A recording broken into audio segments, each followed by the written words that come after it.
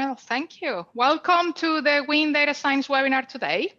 We're going to talk about wind. So from planning to operation for wind farms, we're going to understand what's going on in the industry, why it is important to understand the multivariable complexity which exists when doing wind forecasting, what it means in terms of data, and how we are turning all of these insights into a beautiful applied data science use case for the wind industry.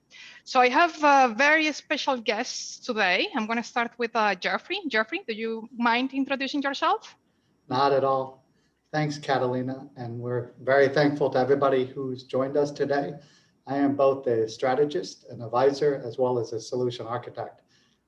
In the industry, I have architected two global analytical frameworks, one for a major bank, one for the largest private company in the world. And today I'm working with Industrial Info Resources, IIR, on a global market intel platform. And there's two pillars: refining, hydrocarbons, and electrification, which is alternatives and renewables. And obviously today we'll be speaking to the electrification pillar powered by wind. Perfect, beautiful. We also have David Carr in the house. David, would you mind introducing yourself as well? Yeah, sure. Thanks, Catalina. You know, I've been interested in renewable energy just about all my life. I can remember when I was just a kid, maybe 10 years old, I built my own kites, and I had a kite that I was amazed because I could keep it, I kept it flying for 3 or 4 days in a row, and had it tied to a fence post. And ever since then, you know, wind energy has really been an interest of mine, as well as solar and other renewable energies. I worked for 15 years at the Alternative Energy Institute at West Texas A&M, and you know, during that time we worked a lot. You worked with me there for a while, and we worked a lot on the beginning work for wind farms in Texas, which of course now is you know, one of the biggest places for wind in the world. And so I was there for a long time, and now I'm working more in distributed wind and testing turbines for certification, and do a little bit of consulting also on big projects still. Phenomenal. And yes, this is a beautiful end of the cycle of initial part of what is this new adventure, closing the cycle from the data that we have been collecting 15 years ago, from 15 years ago, and so on. So let's start from the beginning. Geoffrey, we are seeing an energy transition from what is called the black gold into what we are calling now the green gold, right? So the green gold, which is what we know as renewable energy. So tell us about the green gold. What's going on in the world, and why are we talking about this right now? What is such a hot potato right now in the industry? Yeah, because obviously this is about the greening of the world and decarbonization. Not sure if you're aware, but recently JP Morgan as well as HSBC, both major banks, made announcements to those that they're financing that, hey, what we really want you to do is to align to the Paris Accord and emissions. So they're souring on oil and gas, but it's not just HSBC and JP Morgan. There's a lot of others that are in the investment space, and they're saying, what we want to do is we want to look at alternatives and renewables and the screening of the world, and how do we have comprehensive solutions for this. And I think this is a great opportunity for us to kind of fill it with the audience. Let's have a general question, and this is a great opportunity for us to do like a game, guess estimation. How much green gold investments do you think is happening right now? We're going to give you a couple of seconds to click on your answer.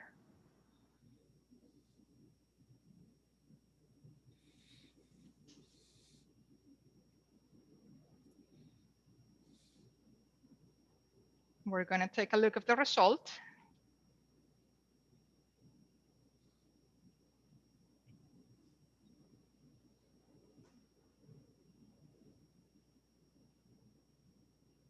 Look at that. Okay, so I think this is going to be a surprise for a lot of our audience, right, Jeffrey? It will definitely be a surprise. Thanks to our partners, Industrial Info Resources, they're tracking both onshore and offshore projects throughout the globe. So we're talking about what's happening in the Americas as well as Europe and then Asia Pacific. Onshore is just under $1 trillion, and then offshore is also close. It's a little further behind, say like $750 billion. But when we see ourselves getting to 2030, from where we're at here in 2020, we're definitely looking at several $1 trillion of investment. Wow. Okay. So that's definitely a lots of interest from the industry. Could you give us a little bit of background into, from your perspective, what's happening here? What are these screenshots and what's the background into what's going on in the industry right now? Why lots of interest here? So it's all about energy transition. And we think about the organizations that are involved in energy transition, and they used to be off to the side. I mean, we didn't think of them like we think of the BPs and the Shells and the Totals of the world. Now, if you look at it, if you follow the news, NextEra, one of the largest alternative renewables companies based here in the United States, they passed Exxon in regards to market cap. And we also see stories in regards to BP, Shell, Total, Equinor, Eni. They're all thinking about, how do I reinvent myself? How do I green? How do I both incorporate the black gold that I've grown up with, but also start to realize some of this green gold? Because we're not only talking about investors and activist investors, but this is the court of public opinion. It's where climate science is also leading us at this time. Yeah, right. And so we see a lot of new emerging markets, right? You want to tell the audience what is happening in this dashboard and what is the overview here? So when we think about black gold, we think about the Middle East. Some of us might not know that MBS, he has a dream in Northwest Saudi Arabia. He wants to literally bring a mega futuristic city to life. It's going to be called Neom, and it would be a leading pioneer of clean energy for decarbonization. So when you think of Saudi Arabia, you think of Saudi Aramco, you think of crude, you think of petrochemicals, but they're already looking across the spectrum in regards to how do we diversify as we go from here in the 2020s to the 2030s, 2040s, and 2050s, because we're saying, hey, we need to work on emissions and decarbonization. And it's about the entirety of the supply stack, both the thermal supply stack, as well as wind and wind, solar, battery storage. So what we're showing here with the video, this is the Middle East electrification dashboard.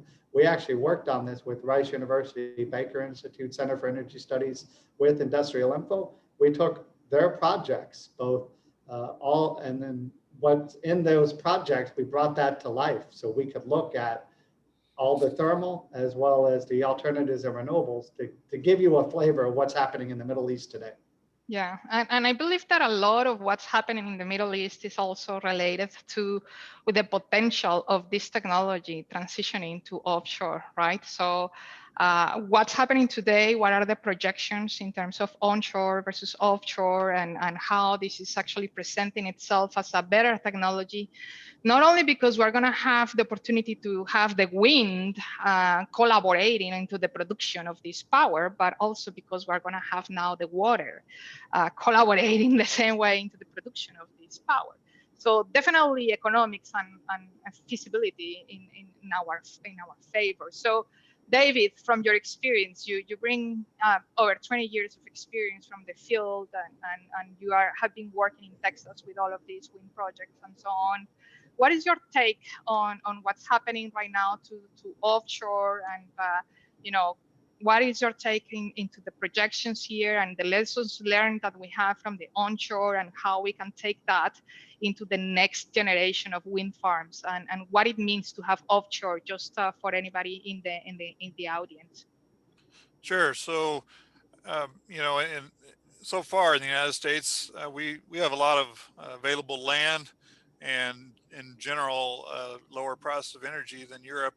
So, we haven't really explored offshore in the past, but now that a lot of the low hanging fruits sort of been developed, a lot of the easier projects, um, uh, there's a big demand for getting energy to places like on the East Coast. Um, for one reason, the energy prices are more expensive, and there's high population, so there's a large need for energy, and that higher cost makes it to where the little bit of added cost for offshore makes economical sense. So we're seeing these projects being developed.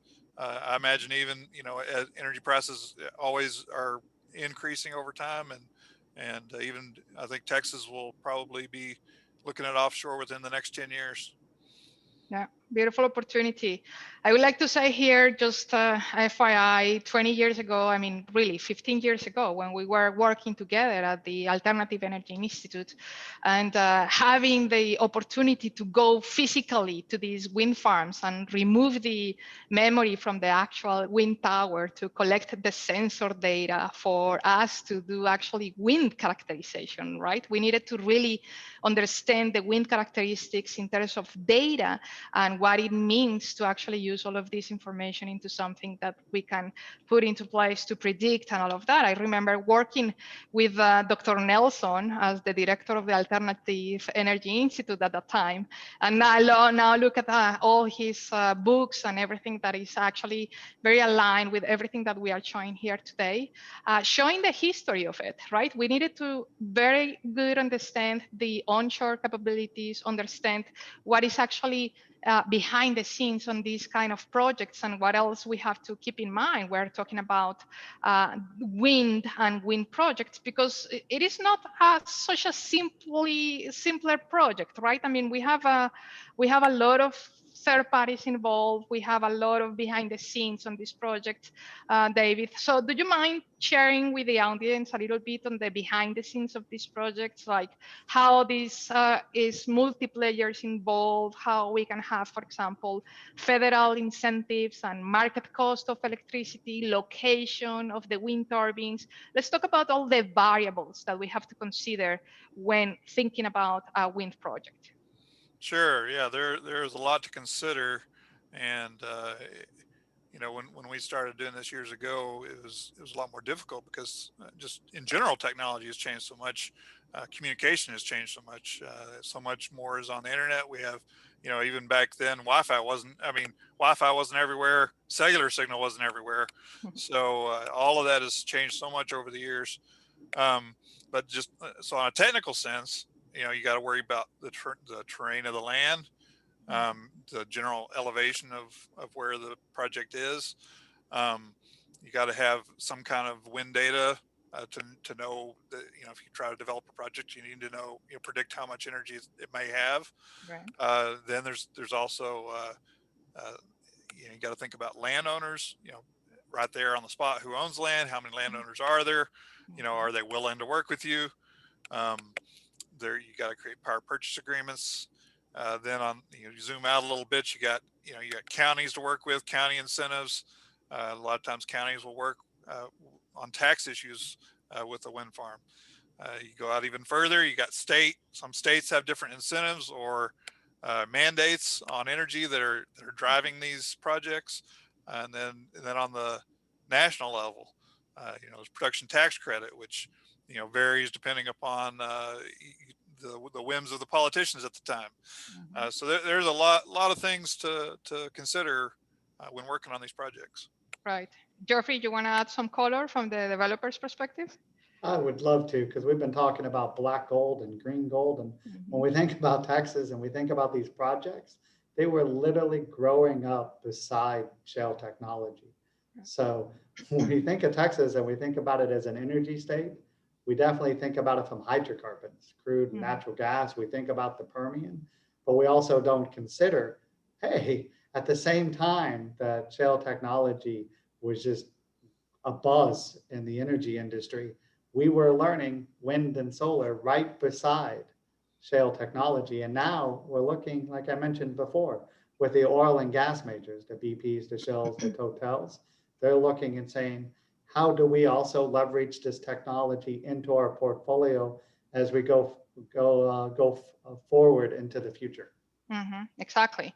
And I will invite the audience to think about each of these boxes in terms of data. I mean, imagine the mess. We're talking about variables. We're talking about data coming from different silos. We're talking about layers and layers of information that you need to add within context for us to make some sense of this. So definitely this is turning into a data science project, which is why I'm so fascinated about this project. So usually a combination of skills are required to to combine this data, and not only combine it, but understand the historical data. Is this good enough? Are we seeing any patterns? Can we actually use those patterns into our own predictions? What kind of predictions are we going to make and why? Is this time series? Do we have to apply a specific model for us to make predictions? Which other variables should we consider in this model and why? So that's why we actually decided to put all of these brains together and come with data science solutions for this project. That starts with the project itself, which is, hey, which data sources do I have? And how I'm going to combine all this information. So Geoffrey, do you mind giving a little bit of color into what kind of variables we are bringing from all of these data sources, just as a general perspective? I would absolutely love to, because when we're talking about wind and we're talking planning to operations, we're talking about energy output, you have to be able to put what we call a storyboard together. You have to understand what is it that you're trying to solve for. So obviously, first and foremost is weather, but it's not just wind speed, it's all the weather variables. So then NOAA, the ISD database, that gives us that piece of information. And we got several years, like in here we have 10 years of history, but we can go back 30 years. But wind farms, they're not in silos. Not only the wind farms that are operating today, but both the onshore and offshore wind farms. So again, we work with our partner Industrial Info, and they're telling us what's already online as well as the projects of what's coming.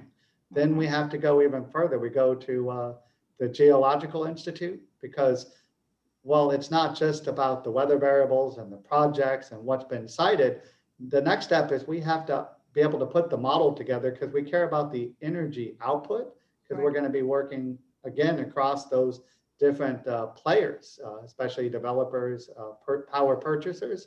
So we're going and finding out the rotors and the information on what source, because we need that information. So we get that from the USGS.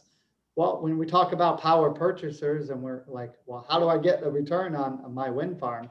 Well, here in the United States, we work with ISOs, in this case, ERCOT, Electric Reliability Council, Texas. They have nodal pricing, so we can then work and say, hey, this is a reasonable return. So we have to look across many different sources in order to package it all together into a comprehensive, holistic solution, which you're about to show. Right. And then go back to use all of these data sources and put it into a context where you can actually have a full picture and make an educated decision. So we are talking about third parties of information. We are talking about variables to consider, examples of detailed project data, like the engineers, the contractors, the developers, the timelines. We have to add pricing data here. We have to add the weather data, of course. But as David mentioned, we also have to consider other things that are not so obvious to start with, like, for example, hey, how close are we from the actual transmission lines? Can we get this power that is being generated and actually put it somewhere? And how close we are from optimal generation, and how we are going to get the weather information as part of all these multivariables to consider, to identify sweet spots, to understand the difference between altitude geographically. So geographically, it makes a difference to have more wind or less wind per time periods or years or so on. So let's talk about the solution, and let's talk about how we are combining all of these insights into what we are calling this data science, applied data science solution for wind forecasting. So as we are mentioning, the wind energy, plays an increasing role in the supply of energy worldwide. And we saw that in the initial set of slides. And the energy output of a wind farm is highly dependent on the weather conditions present on the wind farm. As you can imagine, we have wind turbines going around. And this will have a series of characteristics that is going to become data for you to analyze, utilize, and being able to predict this kind of productions. So what you are seeing right now on the screen is the combination of all of those data sources that are allowing an analyst, so back to the business use case, what do I care, what I'm looking at here, and how this can help me to make better decisions, right? So starting with the fact that every single weather tower is collecting wind speed, wind temperature, with pressure. You have at different sensors at different heights collecting all of this data. That is what is called weather characterization, right? Let's really understand if we have some kind of seasonality, if we have some kind of patterns. Are we talking about time series data? All that is part of the data science perspective behind the scenes. But now from the user perspective, how we are combining all of that information into a 360 degrees when you have, for example, the possibility to see that if we select some weather stations from the Texas Panhandle versus weather stations here from the center region, you see that you do have the time series, that you do have variability, right? We are talking about the wind speed here, but you can also see that perhaps you will have a statistically difference in average, meaning the location actually is very important. And the correlation between the produced power versus the wind speed is going to become more obvious as I'm going to show you more of this data. But in addition to that, we were talking about other variables like detailed project variables, contractors, developers, timeline, and so on. So right now it's not only which area are you going to select or which area are you interested on, combining information regarding the weather stations, the active wind projects, the actual wind farms, the actual county, because as we mentioned before with David, we may have some legislations that are going to be different by county or by country or all of that. But in addition to that, some extra details, contractors, developers, timeline, and so on. So I am showing on the right here a set of bars that are actually describing these projects in a way deeper way. And for that, I wanted to bring out a visualization and allow Jeffrey to explain what are we seeing here and what kind of additional information this is bringing to the table. Certainly, this is just like you were saying, Catalina. Well, again, working with Industrial Info, because these projects are not happening in silos. If we think back to lessons learned, like David was talking about in the energy industry itself, for those that grew up in the early 2000s, we saw the race to build power generation. After power generation, we talked about LNG imports, and then we're talking about ethanol plants, and then ethanol only ethylene crackers. So now Industrial Info allows you to look at these projects in context, and you can look at who's the engineering team, who's the manufacturer, what equipment are they using, and then these are detailed timelines. It's not just like, hey, this is when the project is starting and this is when it's ending. IR will actually tell you when the teams are going to be on site. And then they're also, like you were talking about, transmission and distribution.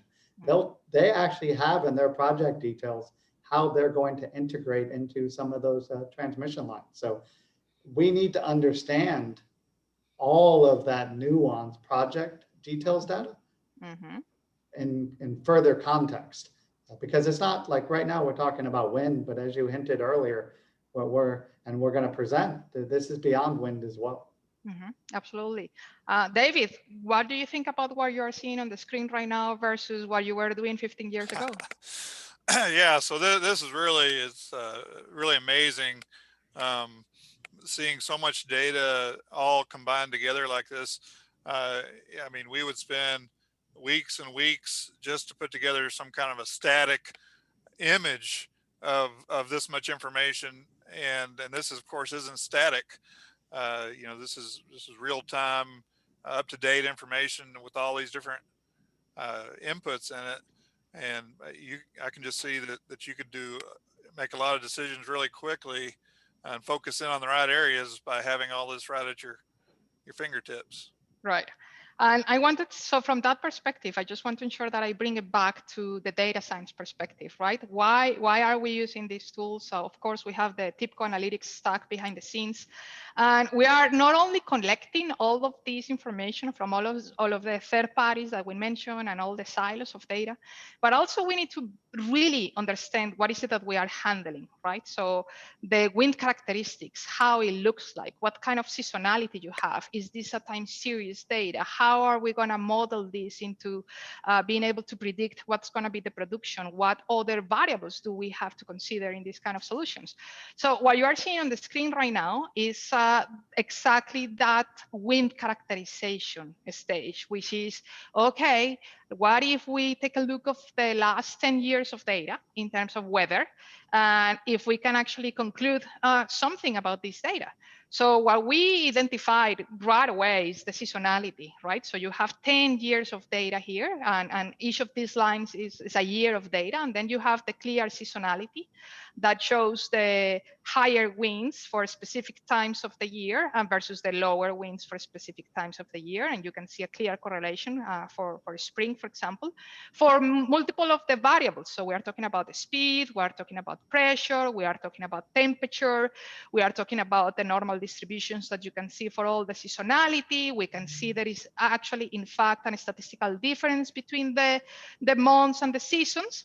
And here is where I like to see that or explain that these kind of projects can actually become a little tricky and technologically challenged when you just start running into issues like I need to plan for a wind farm and I am targeting this area, but the closest weather station is 10 miles away from here and is up in the hill, or is 15 miles from here but is down from the hill. These kind of things are going to become challenging where you are trying to create a prediction that it becomes as close to reality as possible, right? Our ultimate goal is understanding all of these variables and combining them into a data science solution so we can actually be one step ahead and predict what's going to be the production and ensure that we have a very good understanding on all the variables that are involved in this kind of project. So in this example, I am showing an extrapolation technique. And extrapolation techniques can be required in order to obtain more accurate predictions, and because you may not have weather data from the exact latitude and longitude location that you need. So just FYI, in this specific example, we are using a very common technique. I like to call the data science tips on these annotations here. And the data science tip is we are using this Voronoi polygons technique, which is just an open source R script, and we are embracing the open source technology behind the scenes, everything within Spotfire. And all we are doing is extrapolating data from the weather stations into an area. So we have a very good idea of the higher winds versus the lower winds by different locations. So what you are seeing in the map right now is that we have green areas representing the higher wind speeds, and then we have the red areas representing the lower wind speeds. Now, what needs to happen next? We are talking about wind turbines, and we are talking about offshore versus onshore technology, right? So just to keep in mind, these generators, which are the actual wind turbines, are going to be different sizes, different categories, different brands, different power curves, okay? So let's talk about the data science challenge. We said we have multiple variables here. We say that there are a lot of research around, and this is just one example. This is a great paper. And in this paper, we are, once again showing that this is a multivariable problem and that definitely all the weather variables are key components of this outcome, or what we are trying to predict, which is the actual power production. But at the same time, we have to keep in mind that these turbines or these generators are also going to work at a maximum capacity at some point, right? Like the specs of the generator itself. So you may have different types of generators and so on, but you also have to consider these power curves as in, hey, it doesn't matter if the wind is going crazy today, there is so much that my generator is going to produce. So this is the data science challenge here. We have a multivariable model that we have to consider. We have time series data.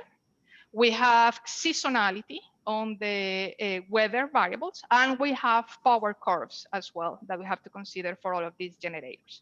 So because of the time series and nature of these data, we are using what is called the ARIMA project model. So in this specific case, we are using the time series data, and we are using the actual TIBCO data science stack to not only clean and process all of these joins and data. So just back to the original problem, we have multiple data silos. We have multiple third parties that are bringing into the table a set of variables that we have to consider for this problem. But at the same time, we will have quality issues. We will have icing problems. David, but you want to mention what is the icing and how it looks like? What is the icing? Can you explain that in like in a sentence? Yeah. So in terms of when you're collecting data, then if there's a situation where there's high humidity and freezing weather, the sensors can be covered in ice, and then so even though the wind may be blowing a lot, you're going to get readings of zero. So a lot of the data management techniques is to try to filter out that data, uh, and try to determine when you have that icing data, so you don't end up with some false zeros where it looks like you're not having any wind, but you really are. Exactly. So all of the process of having clean data and controlling those quality issues, removing the null values that are coming from the icing or from the sensors when you have these kind of situations, all of that becomes key when you are trying to apply data science techniques, right? You have to work with a clean set of data that you can actually trust, and the data that you understand, and you understand how it looks like, for you to be able to produce an outcome. So what you are seeing here is the combination of everything that we had mentioned so far. But the beauty of what you are seeing here is that we are able to see into the future, right? So what we are showing in the screen right now is that time series data from the weather conditions. And in this case, we already have power, right? So we have the generation of power. We see the correlation with the actual weather conditions, but now we are able to be one step ahead, and we have an actual versus predicted variable here. So we can actually see, okay, if I locate my wind farm in this specific area, what kind of power predictions will I have for the next 3 months, understanding the time series, the data seasonality, the ARIMA modeling techniques, and everything else that we have to do for this to happen, right? Which is we're putting all of this together. Now, what is happening offshore, and why we're mentioning the green gold being such a hot potato today with the offshore techniques? So for that, I want to show you this picture and realistically highlight the fact that there is a lot of lessons learned from the oil and gas industry, from the offshore oil and gas industry. We can actually apply a lot of oil and gas lessons learned into this new technology, which is renewables. And the fact is that these generators, these wind turbines, are getting better and better by the minute. They're actually getting bigger, easier to deploy. We have different techniques for the floating ones, and we will have a beautiful addition to this, which is the fact that the power is going to be generated not only because of the wind and the wind characteristics, but now also because of the water. So we will have an extra variable right there to consider. And moving offshore, being able to predict what's going to be the power generated based on the wind characteristics plus on the water characteristics, which I believe is a very, very nice happy ending, right? I mean, imagine the vision of this when you can actually have real-time data from your offshore turbines and being able to be one step ahead, right? So this is my actual production by day, and I can be one step ahead with my predicted production of this power, right? So a lot of opportunity right there, and this is a great time for us to be highlighting all of these opportunities. So I'm just gonna go back to the presentation here and ensure that we cover everything else that we need to cover, and pass it back to what's the next step here. So there we go. Perfect. So far, I position this from the data science life cycle perspective, right? We understand why this is important, all the variables that are included, all the different layers that we have to add into this problem to make an educated decision. And in addition to that, the takeaways, like so far we have been learning some things that we want to highlight here. And I think the first one here is one that I feel very proud of. I do believe that collectively we are way more intelligent, and we have a phenomenal team supporting this project. As you can see, we have bring lots of experience into the table, but at the same time, we are actually optimizing the use of data science and the advanced analytics tools and everything that we have behind the scenes. Yes, it's the TIBCO Predict portfolio, but connecting all the dots from the user perspective and helping the industry to make better educated decisions, optimizing the use of this beautiful technology that economically, I think, is a very, very sweet spot for our renewable energy projects. The second highlight here is that this is a beautiful, great applied data science example. And the fact that we are bringing information from multiple silos across many sources of information is key, but also the fact that we need to understand the type of data that we are working on, that is time series data that needs a specific modeling techniques, that the data can be very poor in terms of quality, that can have a lot of zeros or empty values and all of those issues, which pretty much is kind of a norm for whenever you are working with data. So working all of those into this solution, very nice way to connect the dots. And once again, beautiful applied data science example. And then the analytics needed behind the scenes will continue to increase. So this is gonna be a project that is gonna add layers of complexity as soon as the production of power is gonna depend not only on the weather conditions, but also on the water conditions. And the picture that you are seeing here is how this technology is evolving to a point where the wind is not the only variable to consider where we are trying to generate this power, but also the tidal, right? How the water is going to add an extra layer of complexity for us to be able to model this and be one step ahead and being able to predict it. So with that being said, Jeffrey, what do you have to say here? Well, because we know that our audience, just like we were talking about, there's many players. We also know that those that are going to be consuming the TIBCO data science solution, they're going to want their dashboard or their dynamic interactive, their robust solution needs to meet how they want to consume the data. So fortunately, working with TIBCO, we can tailor these data science solutions to the perspective, to the worldview of our audience, so that you're working with what it is that gives you the actionable intelligence to lead to that education informed decision. Exactly. And I think definitely collectively we are more intelligent and amazing team here. So I think this is a great opportunity for us to run with the second poll question. There you go. So in addition to onshore and offshore technologies, and this is an important one, right? Where do you see this going into the near future? So let's let the audience answer this question.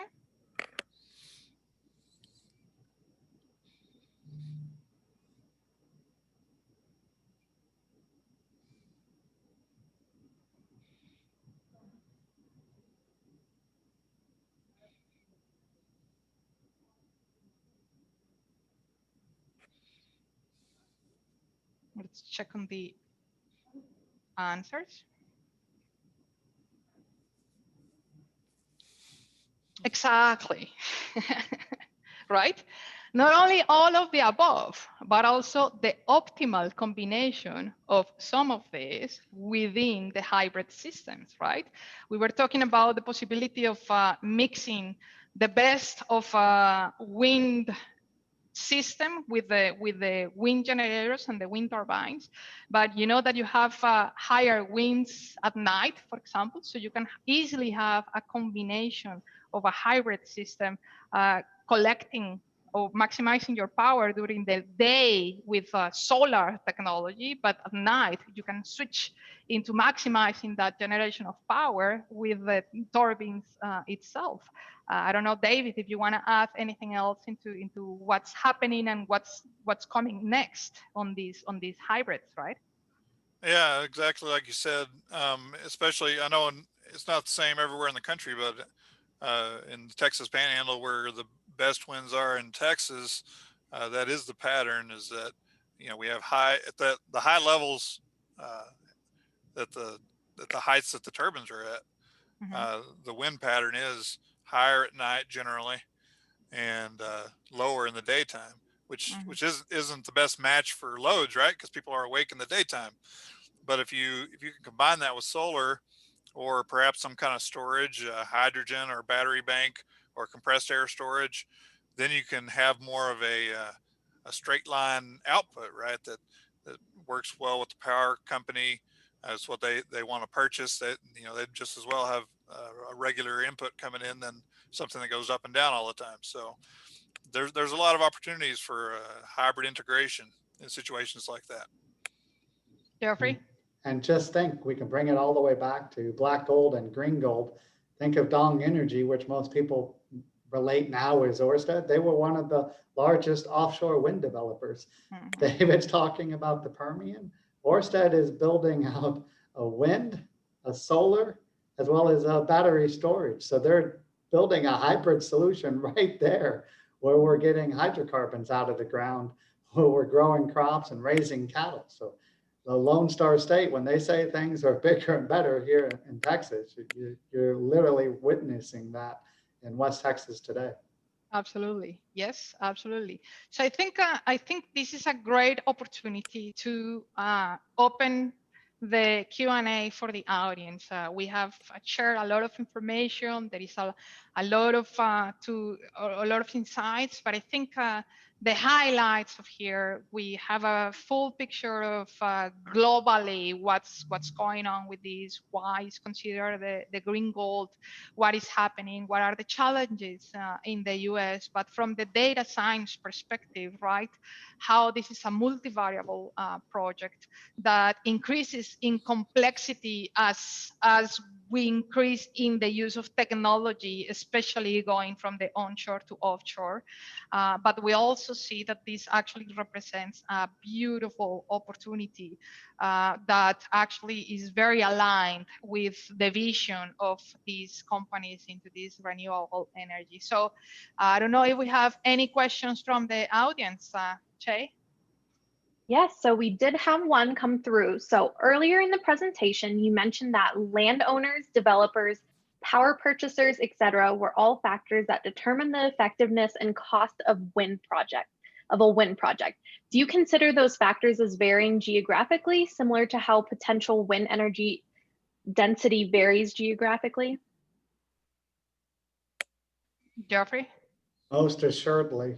So we focused in, like if you think, we went from the world view, and we're talking about all the power, the wind, and the other power projects that we're tracking thanks to our partner with Industrial Info.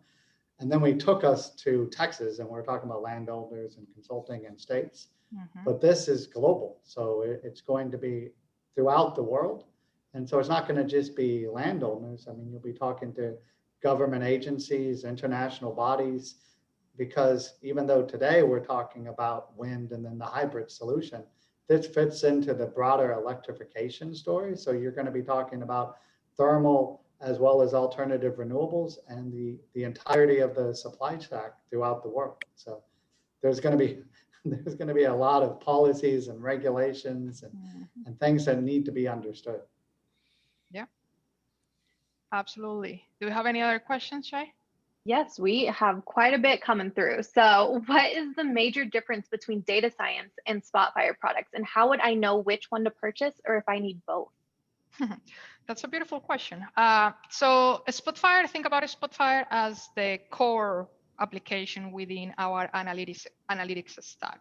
Spotfire is going to allow you to connect to multiple data sources. It's going to allow you to visualize your data, identify the patterns, identify seasonalities, identify what kind of data do you have, and so on. When you are there, you are pretty much here, like, okay, I understand the complexity of this problem. I understand the multiple layers that I have to bring to identify a sweet spot in terms of investments and so on. But I also see seasonality in the data. I also see these variables are time series and so on. So the data science part of it is not necessarily tied to the tool itself, is the concept. What do you need to do with this to push it to the next level? So I will say, okay, I need to handle a time series data and I need to be able to predict it. So what will I do? I also need to clean my data. I also need to ensure that I don't have nulls and so on. So it depends on the skills that you have within your team. So we can accommodate the tools to that.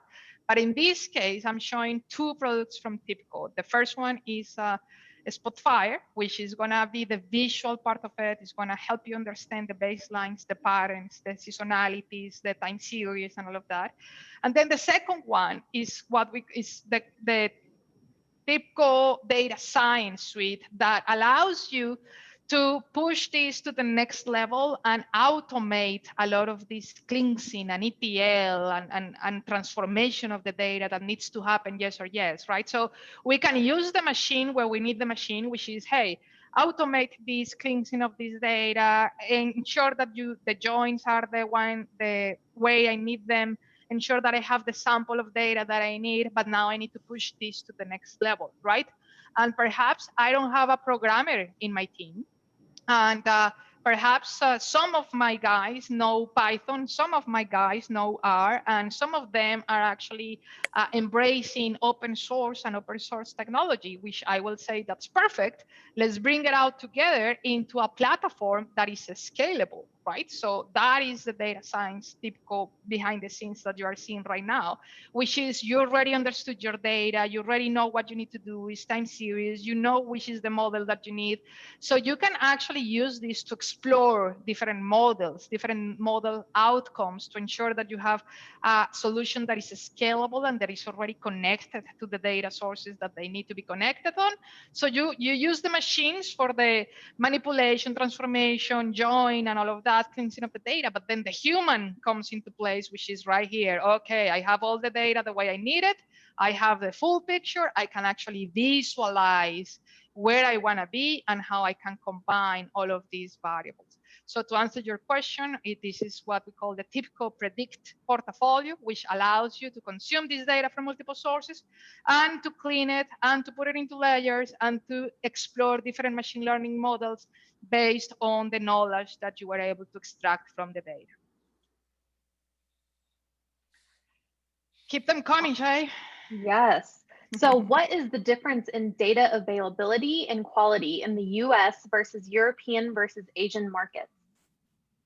Oh, that's so big difference. You may have data available all over the place versus quality that can be a huge gap. So available is that you were able to download it and you download and you see that you have empty values, uppercase, lowercase in the name, non-name conventions, little lines in between. Data is messy, right? It's the first time that you download a set of data and it's like, okay, what is it that I have here? Let me try to understand. Why do I have empty values? Or it's because it's correlating with the icing in the sensors. Oh, so that's where I bring my expertise on the field and I understand that icing can actually generate empty values. Therefore, I need to treat them as null and replace them and clean it and so on. So it's a big difference being able to have access to data and then being able to do something with that data. You have to process it. You need to ensure that the data is actually representing the use case and that you see the data showing you in the visualizations what you think about the use case. In this case, it's like, okay, I believe that has to be some kind of difference between a distribution on wind speed up in the panhandle versus in the middle of the states, because the geography is different and I expect this to be different. So therefore, I am seeing a statistical difference here, and this is making sense.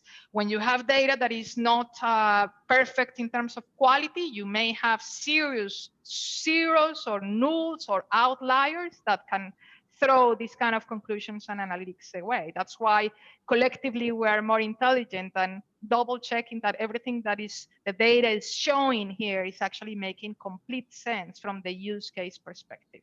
Now, different sources from different countries, you may have data available at different levels. And I don't know if Geoffrey, you want to add any information here regarding the other data sources around the world. Certainly. So from an energy perspective, for those that are aware of, the US has rich, very deep data put together very well. And then when you go out into the wider world, that's not necessarily the case. So just like you said, Catalina, you have to work and say, hey, how do I be able to complement? How do I fill in the gaps? So when I was talking about industrial info before, there's a team of researchers. They speak 50 languages. They're all over the world because we can work with them in order to pull in data sources and fill the gaps. So just like you're talking about with data science and the solution in Spotfire, TIPCO and what it is to actually put this interactive solution in front of people, we can also go out and make sure, because we know when you're talking about Asia and you're talking about Africa, for instance, they don't have the type of data sources and the subscribe. So not only public, but also subscribed data that we have here in the US. So we want to be able to complement it to make sure that we have as much data as we can, and then we can work with data science to, like you said, fill the gaps, make sure that we have everything we need, planning to operations, to energy output, to help with the siting of the projects themselves. Right. The fuller the picture, the better. Okay. Awesome. Thank you, guys. So the next question, what effect can the terrain have on the wind farm's performance? David? Yeah, so has all the way down to the micro level. So if you're even in the plains like we're in here, you know, most of the area is just flat, but we have like the Canadian River Valley in this area that has some steep drop-offs and mesas that go off into that valley. So, you know, if you're looking at the wind direction and it's coming up that ridge, you know, that sharp ridge up onto the mesa, you're going to have an increased wind speed at a certain level, depending upon the angle and the height of that ridge. So, you know, in that instance, you're going to want to take multiple levels of wind data and decide, you know, what's the optimum height of that wind turbine to, you know, to get the best energy out of it. Awesome. Another question that we have, which there's actually 2 iterations of this question that came through. So I think that Geoffrey might be able to speak to this. Can you speak on environmental concerns such as migratory birds, as well as what environmental conditions come into play these days? I'd love to, because obviously if you read what's happening, people talk about birds and wind turbines and fatalities. So there's a big concern. So there's a Norwegian project, and they actually did a very good study, and they said, hey, if we paint the blade black, we have 72% less fatalities. So that's very promising. But when we talk about environmental concerns and we're talking about onshore to offshore, well, we're talking about aquatic life. So now we have to work with sound dampening technologies, because we have to think about these projects in the environment. So it's not just that, hey, they're producing power, but we also have to think about the biodiversity of these projects and what surrounds them. That's it. And I would like to add to that, think about that piece of information as a layer that you can add on top of this in the map. So we can actually see patterns or anything else that will keep adding information into this layer of data sources and enhancing the opportunity to make a better decision. So it's just a matter of ingesting all this data and being able to provide a full picture as we are having here. And those environmental concerns are also data sources that we can incorporate as well. Just keeping in mind that. Yeah, if I can just add in, there were some well-publicized mistakes made in the early days of wind farms where they were put in, they built the wind farm in a migratory path. If they had this kind of a tool like this with that information, that wouldn't have happened like that. And also a second thing that I mentioned about migration and birds, there are projects now in place where the wind farm has radar in the wind farm, and they'll adjust the performance of the turbines if they see birds coming in on the radar. They'll shut them down, and that's helped a lot with these kind of concerns. Very cool. And I will just leave it for one last question here. Would it be more economically feasible for landowners in the West to purchase their own solar panels or wait a couple years for energy companies to move into solar wind combo? David? Yeah, so if you're talking large scale, most landowners aren't going to want to tackle that themselves because of maintenance concerns. You got to keep the solar panels clean. If there's hail damage or anything else, solar panels pretty much take care of themselves most of the time, but there's a few things that have to be done to keep the plant going. If you're talking small scale homeowner type systems, a lot of times that can be viable to do on your own. Good. Do we have any more questions, Shai, or? We do, yes. So how is COVID-19 impacting project build out? Well, I will say that COVID-19 is actually accelerating digital transformation in many ways. I think we have now more interests or doing more with less, and the technology is there, and we have been digitally transforming for the last decade. So I think right now it's just a matter of optimizing the resources and the tools, and having the proper team behind the scenes, and collaborating on these kind of projects makes a difference. So I believe is the attitude to it and the use of the resources, but this is no new technology. It's just a matter of connecting the right dots. I think, do we have any more questions? So you think we should? I will end it with one last question. What type of organization should benefit from the use of your solution? Jeffrey? Right now, we're going to find out who our target audience is, obviously with the leads. But if I was to take an educated, informed guess, so if you think about this solution helping us with actionable intel, leading to education informed decision, I think our target audience is going to be in the capital behind the projects, because we're talking about things that are 10 or 20 years in scope. It's going to be developers, because there's going to have to be large developers. You think about what we talked about, the transition of black gold to green gold, talked about Dong Energy becoming Ørsted. We talked about BP and Total and Shell playing a role, but then also government agencies. You're talking, when we talk about JP Morgan investors, HSBC, and we talked about green gold and investment. Well, you have to think that we're now connecting not only with decarbonization, so greening of the world, decarbonization, a concern with emissions, but now it's electrification. We have 1.5, over 2 billion people that don't have access to reliable electricity.